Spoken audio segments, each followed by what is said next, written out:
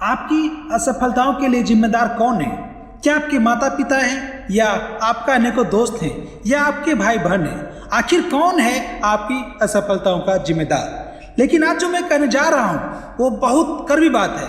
आप इस बात को ध्यान से सुनना और अपने जीवन में इस बात को मंथन करना, फिर आप क्या बन जाओगे कोई सोच नहीं सकता। हमारे माता पिता चाहते हैं कि हम खूब नाम रोशन करें, खूब आगे बढ़ें और कुछ ऐसा कर दिखाएं जो पूरी दुनिया में किसी ने नहीं किया हो। लेकिन हमारे माता पिता ये नहीं चाहते हैं कि हमसे दूर रहकर ये सब काम करें। वो ये चाहते हैं कि दिन भर घर के अंदर रहें और कुछ ऐसा कर जाए जो कि पूरी दुनिया में उनका नाम हो। क्या यह मुमकिन है? कमेंट में जरूर बताना। और यही है हमारा दुर्भाग्य जीवन।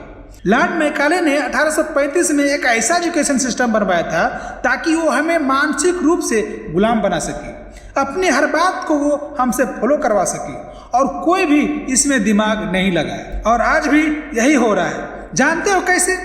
जब भी हमें व्हाट्सएप पर कोई भी न्यूज आती है, चाहे वो रियल हो या फेक हो, बिना दिमाग लगाए, बिना सोचे समझे उसे फॉरवर्ड करने में लग जाते हैं, क्योंकि हमें एजुकेशन सिस्टम ने सेल्फ अवेयरनेस जैसी कोई चीज सिखाई ही नहीं है। हमारा एजुकेशन सिस्टम तो हमें इतिहास रटना सिखाता है, ना कि इतिहास रचना।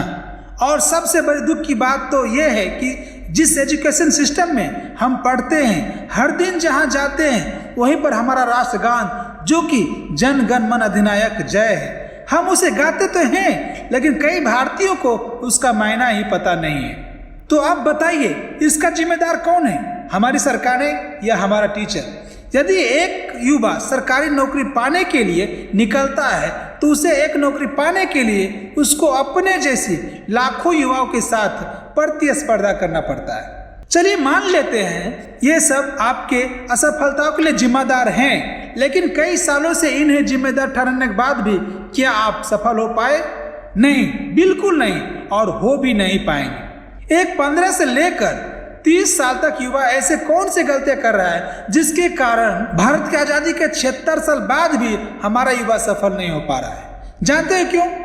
जब तक आप अपनी कमियों को नहीं पहचानेंगे और उन्हें नहीं सुधारेंगे, तब तक आप अपने जीवन में आगे बढ़ ही नहीं सकते। तो ऐसी कौन सी कमियां हैं जो आपको आज से ही सुधारनी है? चलिए बात करते हैं आप सबकी कमियों की। नंबर 1, टेक्नोलॉजी का गलत प्रयोग। पहली चीज जो आपके जीवन को बर्बाद कर रही है वो है टेक्नोलॉजी का गलत प्रयोग।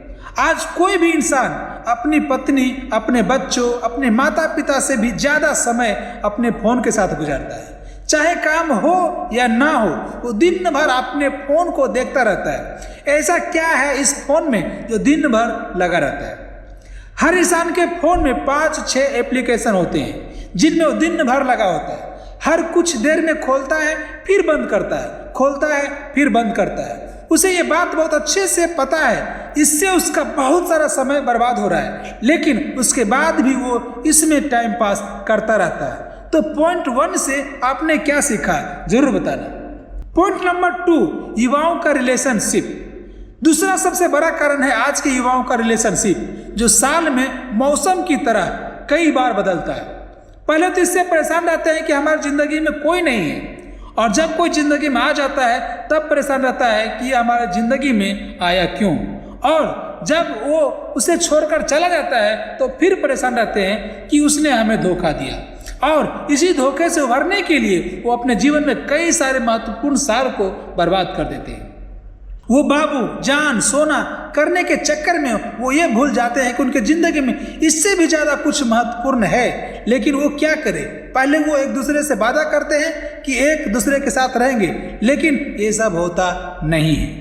जब वो बिछड़ जाते हैं तो एक दूसरे के साथ भी नहीं होता है और ना ही वो समय उसके साथ रहता है। तो अपने आप को अपने जीवन के साथ मंथन करें और इसे जरूर सुधारें। तीसरा जो पॉइंट है, इनोवेशन का ना होना। तीसरा सबसे महत्वपूर्ण कारण है कि हमारे सोच में इनोवेशन का नहीं होना। आज हम भारतीय बहुत फख्र के साथ कहते हैं, और होना भी चाहिए, कि वो हमारे भारतीय सुंदर पिचाई गूगल के CEO है। सत्य नडेला माइक्रोसॉफ्ट के सीईओ है और इंदिरा नोई पेप्सी के सीईओ है। ऐसे बहुत सारे भारतीय विदेशी कंपनियों के लिए बहुत अच्छा काम कर रहे हैं। लेकिन आज हमें और हमारे देश को इस बात की फिक्र नहीं है कि हम ऐसे कंपनियों में नौकरी करने की बजाय ऐसी कंपनियां खुद खड़ी करें। लेकिन हमारे देश में तो उल्टा ही हो रहा है। फ्लिपकार्ट और पेटीएम जैसे बड़ी कंपनी बनाने के बाद भी हमने उसका मालिकाना हक एक विदेशी कंपनियों को दे दिया है और ये बहुत दुख की बात है। हमारा मानना है बड़ा नौकर बनने से अच्छा है कि हम छोटा मालिक बन जाए, तो हम अपने लिए और अपने देश के लिए बहुत अच्छा कुछ कर पाएंगे। खुद की गलतियों को जानने के बाद भी हम तब तक काम नहीं बना पाएंगे जब तक कि हम उन गलतियों को सुधार नहीं लेते। चौथा पॉइंट है कुछ करके दिखाने में भरोसा रखें। एक बात हमेशा याद रखना कि इस दुनिया को सुनाई कम और दिखाई ज्यादा देता है, इसलिए आप बोलने की बजाय कुछ करके दिखाने में भरोसा रखें। कई बार अपने फैमिली पर गुस्सा हो जाते हो कि वो आपकी बात नहीं मानते। क्यों माने? आपने सालों से सिर्फ बोलते तो आ रहे हैं कि मैं ये कर देंगे, मैं वो कर लूंगा, लेकिन आपने उन्हें करके नहीं दिखाए। और जिस दिन आप उन्हें करके दिखा देंगे उस दिन सिर्फ फैमिली नहीं पूरी दुनिया आपकी बात मानेगी। 5 पॉइंट है खुद के साथ एक्सपेरिमेंट करें।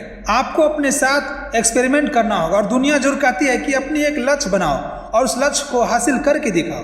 लेकिन उस एक लक्ष्य को बनाने से पहले आपको कई बार अपने साथ एक्सपेरिमेंट करना होगा। जैसे हुसैन बोल्ट बहुत अच्छे क्रिकेटर थे, लेकिन उन्होंने अपने प्रतिभा को पहचाना और दुनिया का सबसे तेज धावक बने। महेंद्र सिंह धोनी जो पहले बहुत ही अच्छा फुटबॉल खेलते थे, लेकिन अपने आप को जाना पहचाना और भारतीय टीम के सर्वश्रेष्ठ कप्तान बने। तैसे ही आपको भी अपने साथ एक्सपेरिमेंट करना होगा और उसी के बाद आगे बढ़ना होगा। अब इस एक्सपेरिमेंट में आप कई बार गिरेंगे तो लोग आपको बुरा भला कहेंगे, ताने भी मारेंगे और कहेंगे कि तुम्हारे बस की बात नहीं है। लेकिन तुम कभी हार मत मानना, अपनी गलतियों को चुनौती करना और उसे सुधार कर जिंदगी में आगे बढ़ना। तो मैं आशा करता हूं कि यह पावरफुल मोटिवेशन स्पीच आपको जिंदगी में कुछ करने का जोश बढ़ाएगा।